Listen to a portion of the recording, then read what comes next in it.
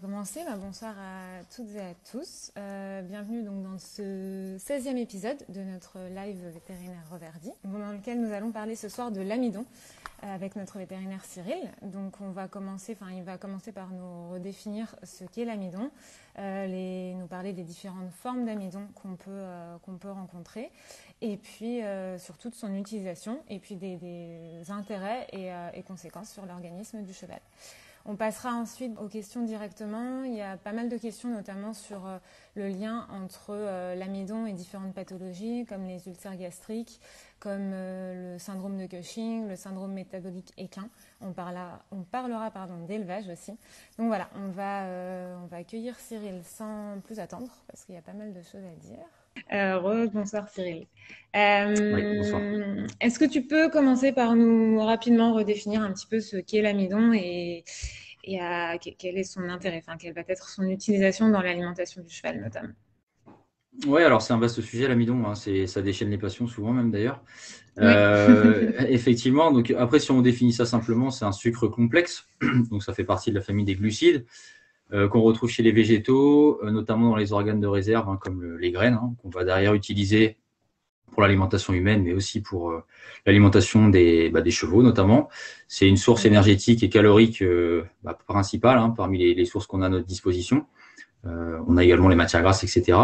Mais l'amidon et donc les glucides présents dans les graines représentent quand même une source d'énergie importante, même si on ne le répétera jamais assez, le cheval est d'abord et avant tout un herbivore, que donc la source d'énergie principale chez le cheval doit rester la fibre, hein, puisque qui sont fermentés dans son gros intestin, et c'est ça qui va lui produire l'énergie nécessaire.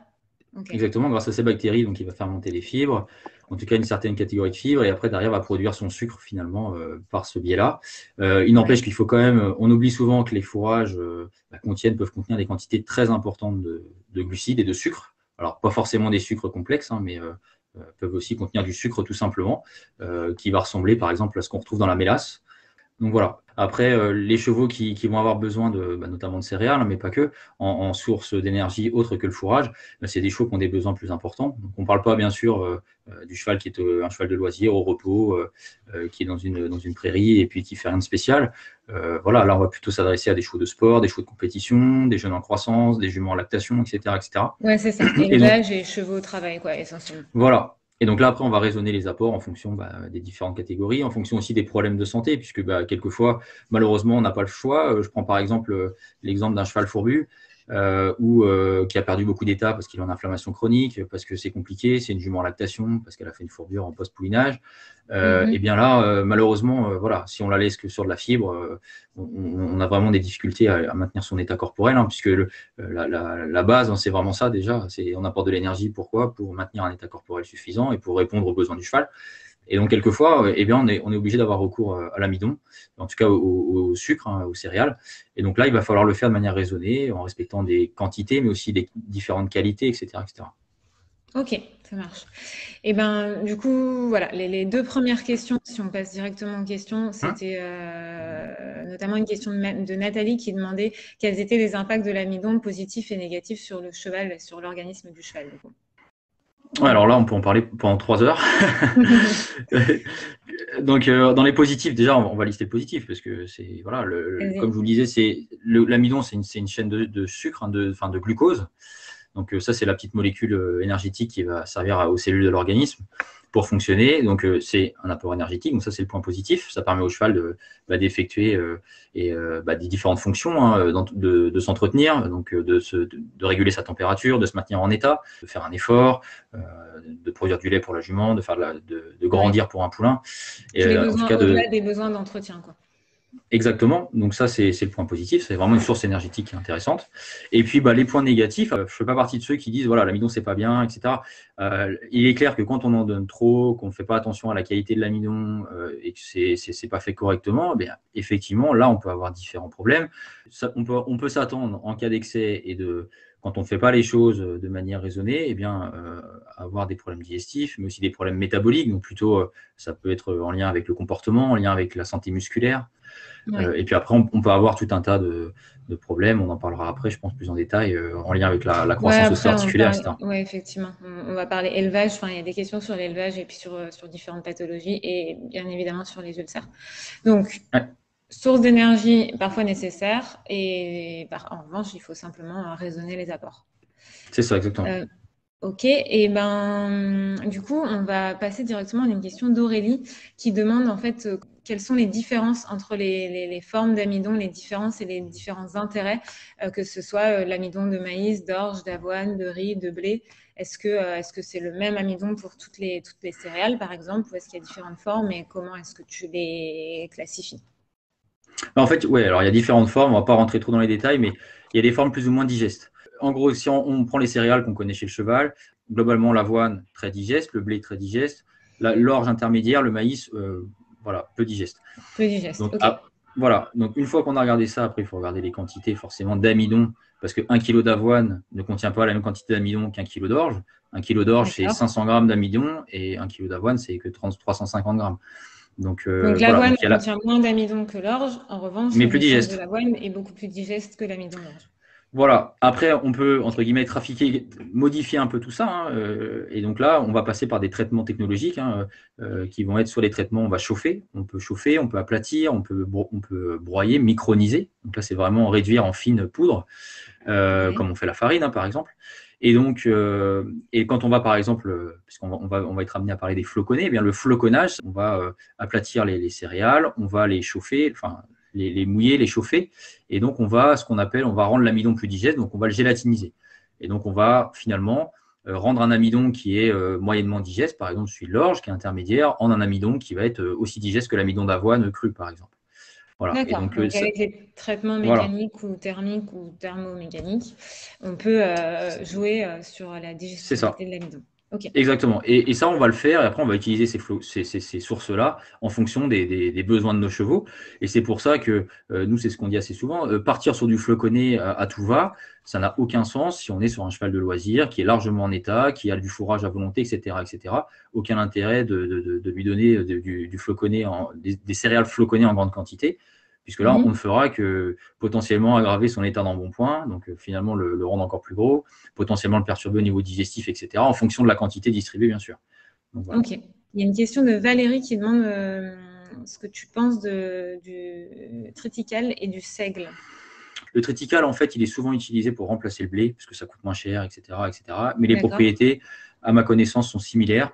Moi, ce n'est pas des choses sur lesquelles nous allons, parce que, effectivement, ça peut être trop digeste avec une quantité d'amidon trop importante. Et donc, on peut vite faire des bêtises quand on le donne, surtout en alimentation traditionnelle. Je l'ai vu une fois, un éleveur de chaux de sel voilà, donner du triticale à ses chevaux. Ça marche très bien pour les engraisser et potentiellement aussi très bien pour leur donner des ulcères.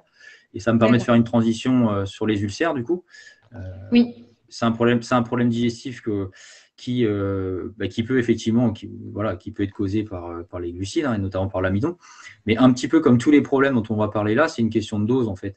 L'amidon, encore une fois, c'est une question d'équilibre. Si on a un cheval de compétition de haut niveau qui a besoin d'énergie sous forme de glucides pour se maintenir en état, parce que c'est un cheval qui a une activité soutenue, qui voyage, etc., qui potentiellement peut avoir des phases d'amaigrissement. Donc là, malheureusement, on doit lui apporter des glucides. En tout cas, moi, je ne sais pas comment faire autrement. Mais là, par contre, pour les ulcères, il y a des recommandations. On ne va pas rentrer dans les chiffres, mais on sait globalement que un cheval qui a des ulcères, on doit respecter une certaine quantité d'amidon. Donc, c'est 50 grammes pour 100 kg de poids vif par repas. Donc, on raisonne par repas et pas par jour, comme l'avait fait D'accord. Donc pour un cheval de 500 kilos, ça fait 250 grammes par repas, en gros. c'est ça exactement. Donc, ça Mhm. fait 500 grammes d'orge, par exemple.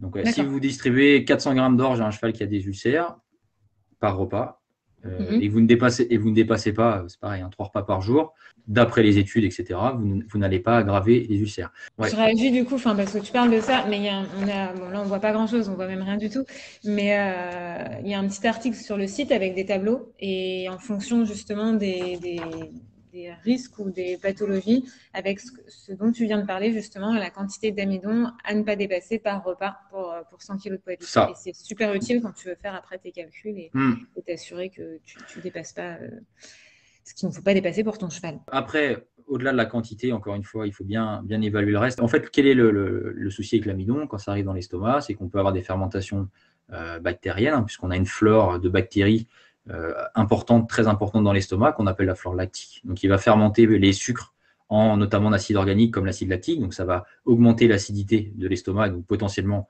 aggraver les ulcères ou les favoriser.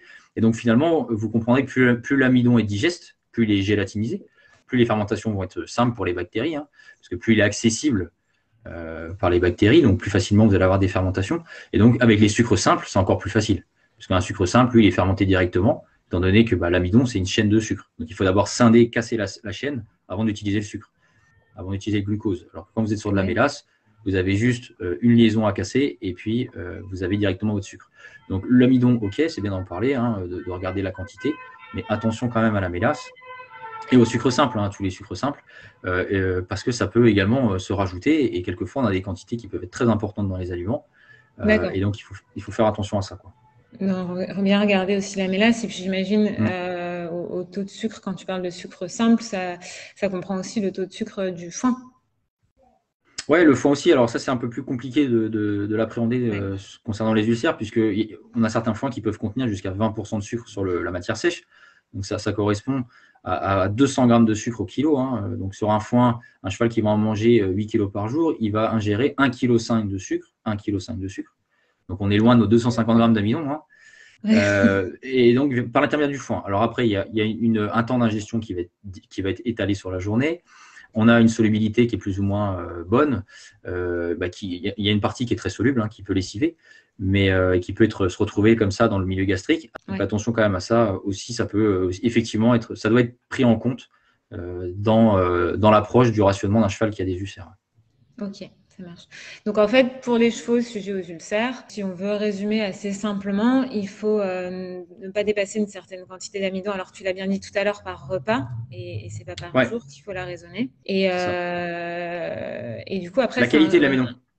Qualité de l'amidon. Vas-y. Plutôt privilégier un amidon qui va être soit de digestibilité intermédiaire comme l'orge ou voire le maïs. Pour l'estomac, ça présente l'avantage quand même par rapport à l'avoine ou au blé, par exemple.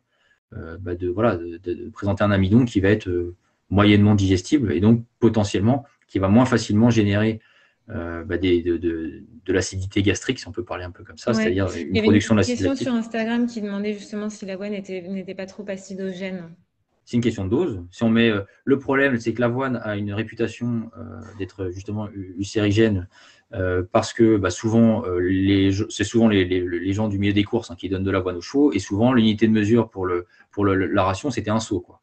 Et donc effectivement, quand on en donne plusieurs kilos, là, ça devient clairement ulcérigène. Maintenant, si on respecte des quantités raisonnables, l'avantage de l'avoine quand même, en termes de sécurité, globalement, hein, c'est qu'on a quand même un amidon qui est très digeste avec un pourcentage qui est plutôt limité, quoi. On n'a que l'avoine contient un tiers d'amidon. Donc, c'est pas très élevé. Donc, effectivement, si on en donne trop, clairement, on s'expose à avoir des ulcères, hein. C'est clairement les rations des pur sang à l'entraînement qui vont manger 6 kg, 7 kg d'avoine par jour. Là, on est clair qu'on dépasse 2 kg d'amidon par jour. Là, clairement, oui, là, clairement, il y a un risque de générer de l'ulcère. Et de toute façon, en plus de l'effort, etc., on le sait que les chevaux de course, par exemple, ont des ulcères de manière assez récurrente. Ouais. Donc, faut respecter une quantité maximum d'amidon par repas. Et après, c'est un juste équilibre entre les formes d'amidon plus lents et les formes d'amidon plus rapides. Trop d'amidon très digeste, ça peut générer les ulcères et ce genre de pathologie. Et trop d'amidon peu digeste, ça peut créer une acidose digestive, c'est ça? Et du coup, amaigrissement, diarrhée et tout ce qui va avec, en fait. Exactement, parce qu'effectivement, l'amidon va être digéré dans la portion du milieu du tube digestif, donc c'est-à-dire dans l'intestin grêle, par des enzymes, grâce à une enzyme. Et donc, quand on en apporte trop, qui est peu digeste, eh bien, l'organisme n'arrive pas à tout digérer. Donc, une partie de l'amidon va se retrouver dans le gros intestin. Donc, à la fin du tube digestif, vous avez toutes les bactéries, donc les bonnes bactéries qui digèrent les fibres, mais aussi les bactéries qui vont, comme dans l'estomac, digérer les sucres. Et donc là, pour le coup, vous vous retrouvez à avoir une acidité plus importante dans le gros intestin, donc ce qu'on appelle une acidose. Et donc ça va entraîner une diarrhée profuse, une diarrhée importante, et ça peut aller à l'extrême jusqu'à générer de la fourmure. Ok. Et pour terminer sur les ulcères, dans un aliment comme l'adule spécifique énergie, qui a été développé pour les chevaux sujets aux ulcères, du coup, ce qui a été fait, c'est d'essayer de limiter l'index glycémique avec un aliment assez pauvre en amidon. Et tu remplaces, tu apportes de l'énergie supplémentaire avec notamment davantage de fibres et de matières grasses. Ouais, c'est ça, exactement. On compense par les matières grasses qui contiennent, en termes de quantité d'énergie, 3 fois plus d'énergie ramenée au kilo que de l'orge, qu'un kilo d'orge, par exemple. Ouais. Un kilo d'huile contient trois fois plus d'énergie qu'un kilo d'orge. Mais ce n'est pas les mêmes formes d'énergie. Mais effectivement, on compense par la matière grasse, on compense par des fibres, différents types de fibres, des fibres solubles, donc type pulpe de chicorée, par exemple, de la fibre classique cellulose, donc plutôt luzerne, etc. Et, et sur l'amidon, dans le spécifique, ben là, on va privilégier justement la santé gastrique. Donc, on va plutôt sur un amidon d'orge, donc digestibilité intermédiaire, en quantité raisonnée. Donc, c'est autour de 14%, 14-15%. Donc, quand on en donne 2 litres, 1,4 kg, eh bien, on est sous les 250 grammes sans aucun problème pour un cheval de 500 kg. Ok, j'insiste, mais il faut vraiment bien raisonner avec la quantité d'aliments qui est apportée quotidiennement et pas s'arrêter au taux d'amidon parce que les rations sont souvent assez faibles et du coup, il faut regarder ça dans l'ensemble. C'est ça, exactement. Ok, et puis comme d'habitude, l'importance du foin, notamment, enfin d'autant plus pour les chevaux, C'est clair. Ouais. sujets aux ulcères. Ok, rapidement, tu parlais tout à l'heure de la luzerne. On a une question sur Instagram qui demandait s'il y avait de l'amidon dans la luzerne. Il peut y en avoir un tout petit peu, mais la luzerne, c'est le fourrage qui contient le moins de sucre soluble totaux. Donc en termes de sucre soluble, c'est faible. Okay. Donc non, il n'y a pas de problème. Après, voilà, c'est pas un souci. Et on a une question aussi à propos du son de blé.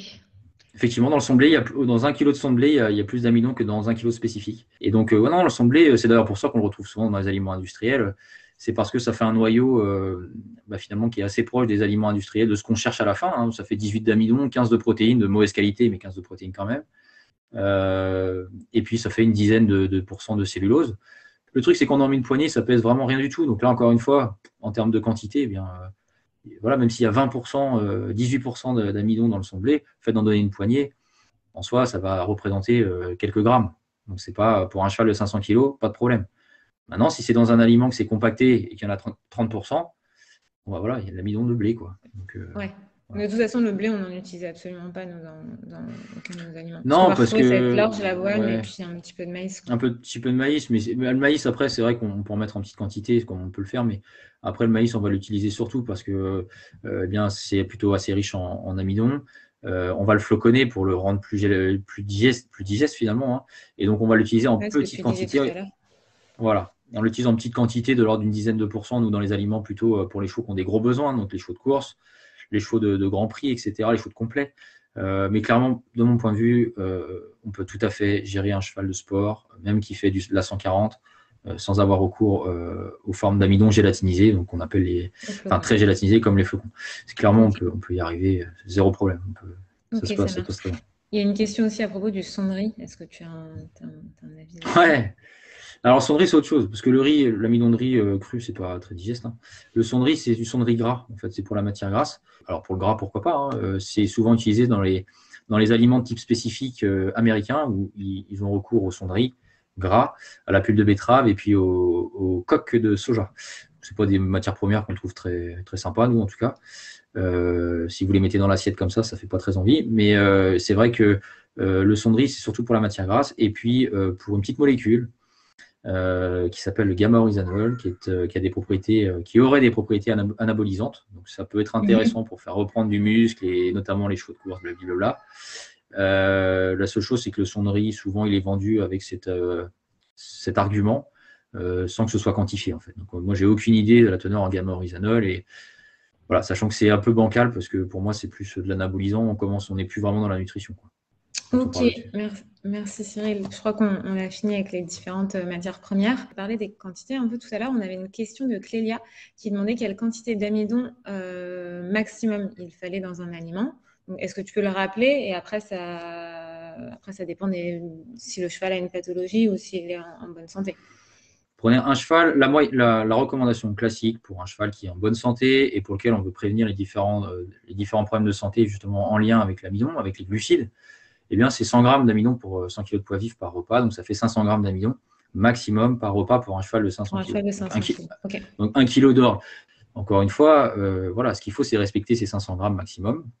Et c'est vraiment ça qui est important. Nous, c'est un peu le raisonnement chez nous. C'est-à-dire qu'on vend des aliments complémentaires de fourrage. Maintenant, si derrière, on est sur des quantités qui sont faibles, comme on peut le voir sur les chauds sport, 1 litre par repas, donc là, ça fait 700 grammes.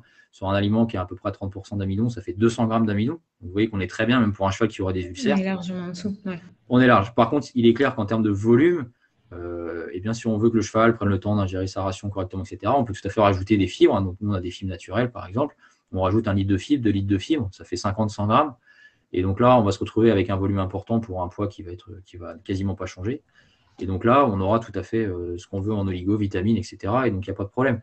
Donc, pour répondre à la question, on a du spécifique 15% à des aliments qui peuvent aller jusqu'à 30-35%. Enfin, c'est une question de quantité distribuée, quoi. Ok, ouais, ce qu'on disait tout à l'heure finalement. On va passer directement, si ça te va, à l'élevage. Donc, on a une question qui vient de tomber sur Facebook qui demande si une quantité importante d'amidon est problématique chez un poulain en croissance. Et on avait une question aussi qui nous a été posée au cours de ces derniers jours. Donc, je pense que les deux seront abordés en même temps. Si les céréales, enfin, du coup, l'amidon, en fait, dans l'élevage, notamment l'amidon d'orge, pouvait provoquer des désordres articulaires. Ouais, en fait, oui, effectivement. Donc, ça, c'est un petit peu ce que je dis moi aux éleveurs que je suis là en clientèle. Les céréales, en fait, l'élevage, c'est un petit peu la facilité, ça coûte pas cher. Les éleveurs arrivent à s'en procurer. Même si à la fin, quand vous mettez en perspective le coût d'une ration par rapport au coût d'un poulain, de ce qu'il a coûté, de ce qu'il peut valoir et de ce que ça peut engendrer comme conséquence, eh bien, moi, ce que je leur dis assez souvent, c'est qu'en gros, l'amidon, c'est un peu, enfin, les céréales, c'est un petit peu, ça doit être utilisé avec précaution. Parce qu'effectivement, à l'élevage, ce qu'on redoute le plus quand on est éleveur, c'est tout ce qu'on appelle l'OCD, hein, c'est l'ostéochondrose, donc c'est un trouble du développement ostéo-articulaire. Et voilà. Et donc, il a été démontré, maintenant, ça fait plus d'une vingtaine d'années, et ça a été confirmé depuis, que quand on donne trop de sucre à un poulain en croissance, à une jument aussi en gestation, parce que ça démarre dès la fin de gestation de la jument, eh bien, on va potentiellement perturber la production d'insuline de la jument ou du poulain. Et donc, on sait que l'insuline va perturber la croissance au niveau de ses plaques et donc va perturber en fait la différenciation, en fait, l'évolution de la petite cellule du cartilage de croissance en os. Et donc là, il peut se créer des zones qui vont mourir, nécroser. Ça peut créer des bulles, hein, qu'on appelle des kystes, ou alors créer des fissures avec une fragmentation, une libération de cartilage dans l'articulation. Et donc, on sait, et ça a été démontré, que moins on va susciter et engendrer une production importante d'insuline chez la jument, déjà, ça a été démontré en 2003-2004 par une équipe avec un vétérinaire notamment, et bien moins on risquera d'engendrer de l'ostéochondrose chez les poulains. Alors après, ça va dépendre des juments, bien sûr, on a des sensibilités en fonction, c'est pour ça que souvent on parle de génétique dans ces problématiques d'OCD. Oui. Donc, on peut avoir des juments qui, avec une même ration, vont réagir différemment vis-à-vis de la production d'insuline, peu importe, mais voilà. Et donc, globalement, ce qu'il faut retenir, c'est que l'amidon, OK, pour la croissance, c'est important, puisque l'insuline, c'est l'hormone de réserve et c'est l'hormone qui permet aussi à l'organisme de fonctionner et puis de grandir et de mettre en réserve. Donc, il en faut un petit peu, mais il est clair qu'il faut respecter une certaine quantité. Donc, chez la jument, c'est moins de 100 grammes pour 100 kg de poids vif par repas. Quand on dépasse les 100 grammes, quelle que soit la jument, statistiquement, c'est démontré que ça a tendance à augmenter le risque d'apparition d'OCD. Donc voilà, donc, à l'élevage, attention donc, aux excès de céréales. Donc, depuis la fin de gestation jusqu'au 1 an, voire 18 mois du poulain. Il y a une partie alors, qui est assez cruciale, hein, c'est le poulain sous la mer, où là, c'est très compliqué de doser et puis de contrôler les apports du poulain, parce que ça va passer par le lait. Hein. Les sucres, ça va être le lactose, hein, le sucre qui est dans le lait de la jument. Il n'empêche qu'on a une fenêtre de 3-5 mois là, où il se passe beaucoup de choses potentiellement au niveau des articulations, au niveau de la croissance des articulations et potentiellement de la survenue d'ostéochondrose. Donc, faire en sorte qu'il ne maigrisse pas, puisque quand il maigrit, qu'est-ce qu'on fait? On a toujours tendance à vouloir augmenter les rations hein, pour que le poulain retrouve un état normal. Et donc là, on va le flusher, donc on va augmenter la quantité. Et donc là, on sait que si on est dans une fenêtre de 6 mois, 12 mois, eh bien, on risque d'accentuer les lésions.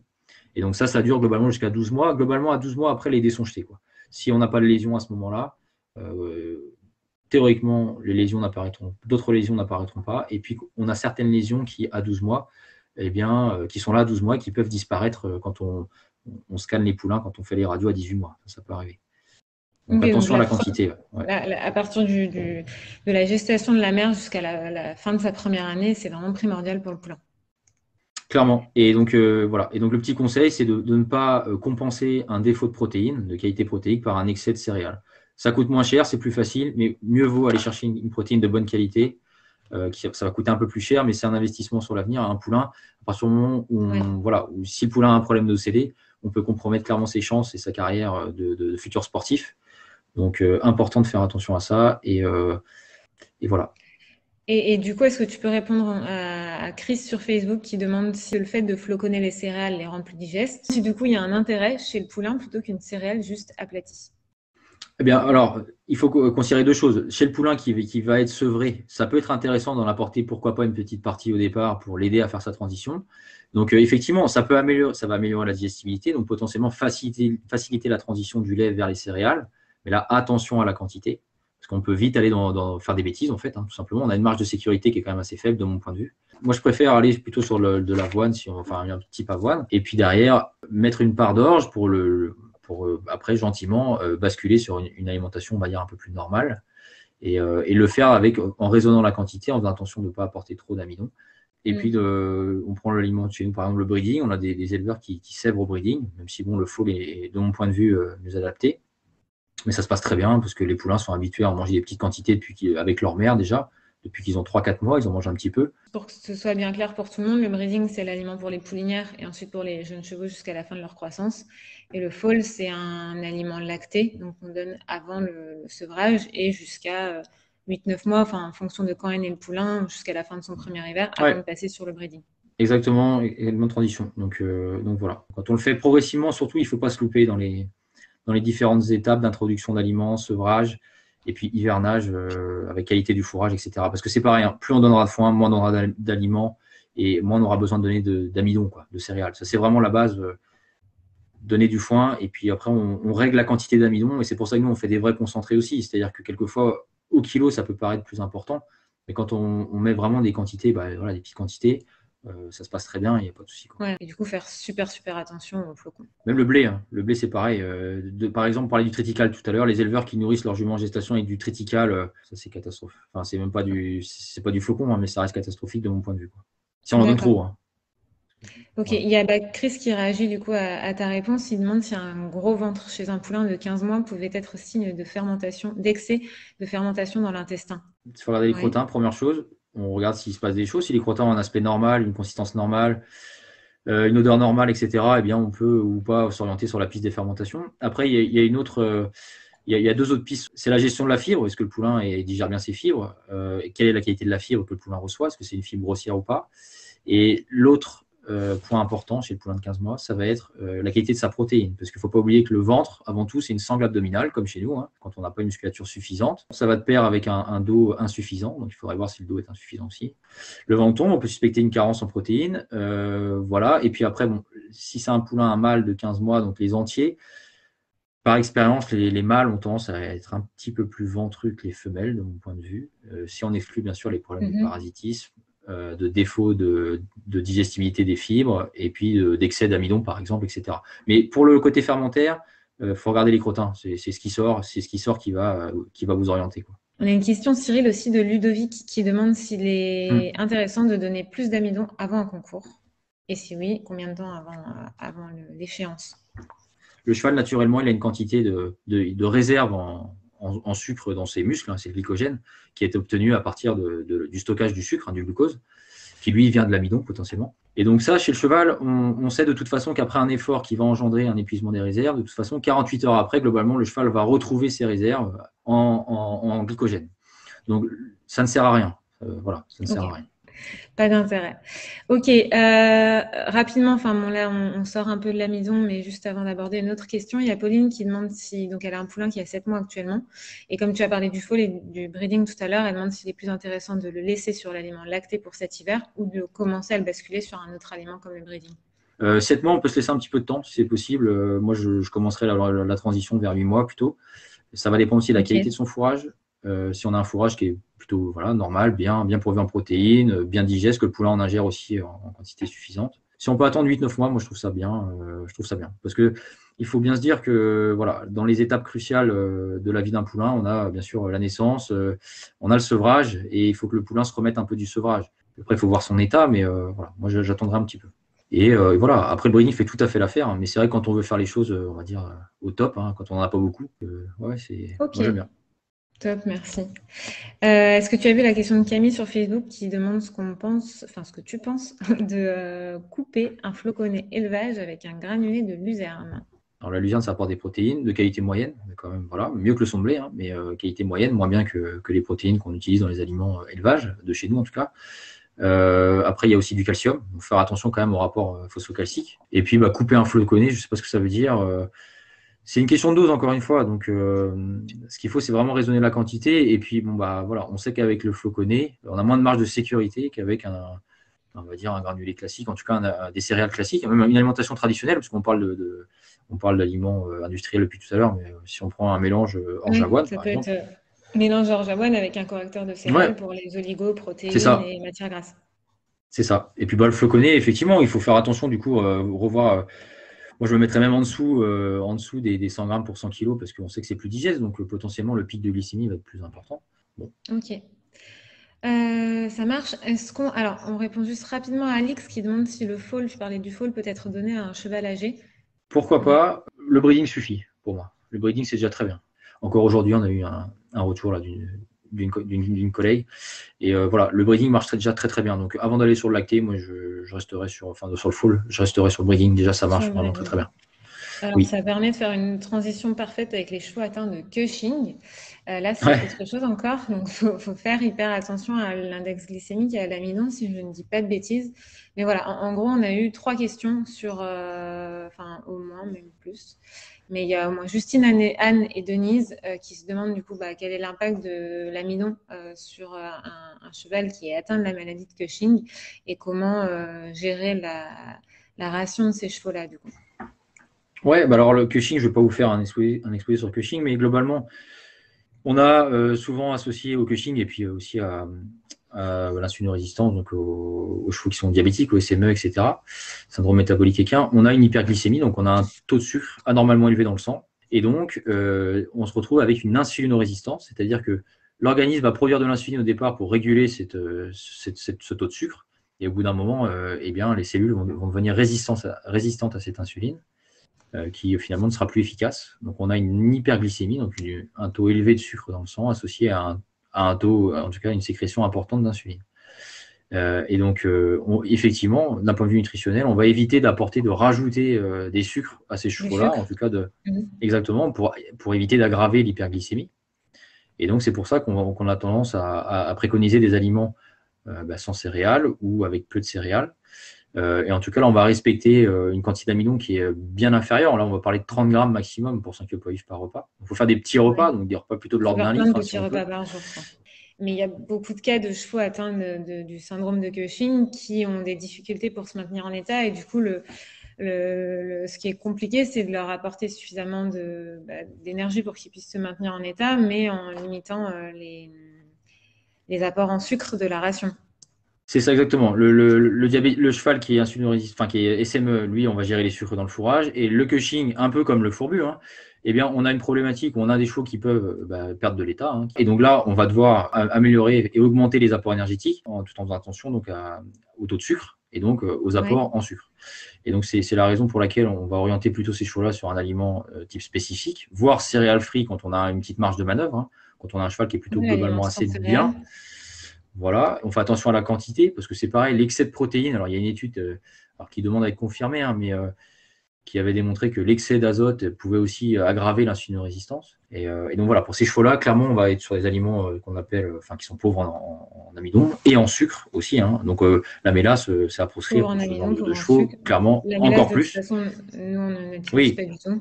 Mais voilà, mais c'est encore plus à proscrire pour ces ok. chevaux-là. Et après, on va jouer sur la gestion de foin, faire en sorte que les chevaux mangent un maximum de fourrage qui n'est pas trop Ouais. riche en sucre non plus, hein, parce que comme je vous disais tout à l'heure, si le cheval mange plus d'1 kilo de sucre via son foin, ça ne sert à rien de dire on va lui mettre 300 grammes d'amidon en moins si à côté il mange 1 kilo de sucre via son Ouais. foin. Quoi. Donc là, on peut Donc ça, faire analyser clairement, le foin, on peut aussi le faire tremper pour lessiver une partie des sucres solubles dans ouais, l'eau. c'est ça. Faut clairement après, faut avoir son fournisseur de foin, faut connaître. Hein, et puis voilà, donc travailler sur son foin déjà, et puis après, on regarde ce qui manque finalement. On met de la Mhm. matière grasse pour le cheval Cushing, on lui met une base matière grasse, on fait attention de ne pas trop en donner, surtout que souvent ces chevaux-là peuvent être âgés. Je crois qu'on a 30% des chevaux âgés qui souffrent plus ou moins de Cushing, donc c'est quand même Ouais. quelque chose qui est fréquent. Et puis voilà, on va ajuster les apports protéiques sans excès. Et puis si ça ne suffit toujours pas, et bien là on va avoir recours pourquoi pas aux céréales, mais en petite quantité. Donc là on va multiplier les repas, on va donner des repas qui sont plutôt pauvres en céréales, donc plutôt base orge, après à voir en fonction de la problématique. Ok, c'est clair. Et du coup, tu as parlé des chevaux SME, mais je reviens juste rapidement dessus. Quelles sont les conséquences directes? C'est la fourbure, hein. Clairement, ça va être la fourbure qui Ok. va nous embêter sur le Et SME, c'est ce qu'on redoute. la gestion de ces chevaux-là, il faut faire attention, j'imagine, à l'herbe, attention Ouais. aux apports en sucre via le foin, donc au taux de sucre du foin. Et sinon, s'ils ont tendance à l'embonpoint, il suffit simplement de les complémenter avec un complément minéral et vitaminique. Comme ça, Ouais, on c'est ne les ça apporte exactement. pas davantage Oui. de sucre et d'amidon. Globalement, ça se résume à ça. On fait attention clairement à l'herbe, parce que là, on peut avoir du sucre dans l'herbe, les fourrages aussi, bien sûr, et puis oligovitamines et l'activité. Il ne faut pas oublier ça non plus. Après, c'est pas la nutrition, mais c'est important. On n'en parle pas beaucoup, mais c'est super important. Ouais. Ça marche. Je reviens sur une question d'Anne sur Facebook qui demande quel aliment lui conseille. Elle a un poulain de 2 ans et demi, qui est sujet aux ulcères. Donc, il était sur le breeding. Après, elle ne sait pas trop si elle veut le remettre sur le breeding. Et du coup, si oui, combien de repas faudrait-il faire? Enfin, quelle quantité elle pourrait lui apporter? Admettons qu'il fasse 500 kg, même s'il souffre d'ulcère, on va partir sur 250 grammes d'amidon. Donc 250 grammes d'amidon, si on arrondit, c'est un peu moins d'1 kilo de breeding par repas. Complété avec des fibres, pourquoi pas. Et la matière grasse, de l'huile, s'il a besoin d'énergie en plus. S'il a un bon foin et qu'il peut avoir 3 litres par jour, répartis en 3 repas, ça passe. Oui. Autrement, à 2 ans et demi, il faut voir un petit peu la morphologie du cheval. Si on estime que le cheval est plutôt taille moyenne, qui a déjà bien évolué d'un point de vue morphologique, eh bien, on peut aussi décider de le passer sous source spécifique. On peut aller jusqu'à 2 litres sans problème. Et donc là, on peut passer sur une ration jusqu'à 4 litres, par exemple. Voilà. Mais franchement, moi, je le laisserai sur 3 repas de breeding, de l'huile. Oui, d'accord. Donc, des repas de pas plus de 1 litre de breeding, le laisser au breeding jusqu'à la fin de sa croissance. Et puis, si besoin d'apport énergétique supplémentaire, le complémenter avec de l'huile. Ouais, c'est ça. Et puis après, éventuellement 1 ou 2 litres de fibres naturelles pour la salivation. C'est important, le fait qu'il imbibe bien son bol alimentaire là, de salive. Parce que ça contient les substances tampons. Et puis, on peut rajouter 50 ml d'huile, par exemple. Et donc là, ça roule, quoi. Okay. Et éventuellement un peu de légovite. Mais voilà. Ok, super, c'est clair. On va peut-être terminer avec la question qui est posée par Camille. On parlait du taux de sucre dans le foin tout à l'heure. Elle demande est-ce qu'on peut reconnaître visuellement un foin qui est riche en sucre? Est-ce qu'il y a des choses, des signes qui permettent d'estimer un peu la richesse en sucre du foin, ou est-ce qu'il faut tout simplement juste le faire analyser? C'est vrai que l'analyse, c'est plus simple. Après, on a des indicateurs indirects. Sur la première coupe, par exemple, si vous avez des épis de raie gras, après, il faut reconnaître un épi de raie gras. Mais si vous reconnaissez les épis de raie gras, clairement, on peut supposer qu'il y a du sucre. Voilà. Si par contre, vous avez plutôt des épis de dactyle, là, clairement, il n'y a pas beaucoup de sucre dans le dactyle. Donc là, c'est un indicateur. Le côté jaune-marron, après la récolte, c'est quand ça sent le caramel, par exemple, ça c'est de la réaction de Maillard, donc c'est le caramel. Donc là, c'est effectivement une réaction sucre-protéine, mais de mon point de vue, on peut l'avoir dans n'importe quel foin. Voilà, donc non, le côté jaune, c'est plutôt un foin qui a trop séché ou qui a été récolté trop tard. Aussi, les foins qui n'ont pas d'épis du tout. Ça, c'est les deuxièmes coupes plutôt. Alors, la deuxième coupe d'été, elle est souvent plutôt plus pauvre en sucre quand même. Alors, ça dépend quand est-ce qu'elle a été coupée, le soir, le matin, plutôt le matin, si on veut éviter les sucres. Après une nuit qui vous l'a fait plus de 5 degrés, etc. Mais voilà, c'est des indicateurs. Si vous me lancez sur le foin, on est mal. Le foin de croc, globalement, normalement, il n'y avait pas de sucre. Et là, depuis quelques années, on a du sucre. D'accord, ça marche. Il y a Léna qui, tout à l'heure, tu parlais d'huile. Elle demande de quel type d'huile on parle. Est-ce qu'il y a un type d'huile plus approprié? Ouais, alors en fait, nous, ce qu'on va préconiser dans l'huile, alors il y a le côté énergétique, il y a le côté quantitatif, et puis il y a le côté qualitatif. Là, c'est les acides gras essentiels. Donc les oméga 3, on va les trouver dans le colza, mais on va les trouver davantage dans l'huile de lin. Donc nous, on est parti là-dessus sur surtout la matière grasse de lin, dans les aliments sous forme de graines de lin, et puis dans l'huile, c'est l'huile de lin. Première pression, voilà. Et donc c'est intéressant de l'associer à une source plutôt riche en oméga 6. Donc ça pourrait être du tournesol, des pépins de raisin, etc.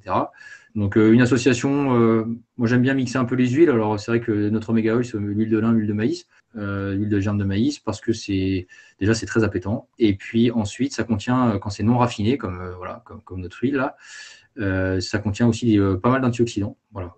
Ok, j'espère qu'on a répondu à votre question, Léna.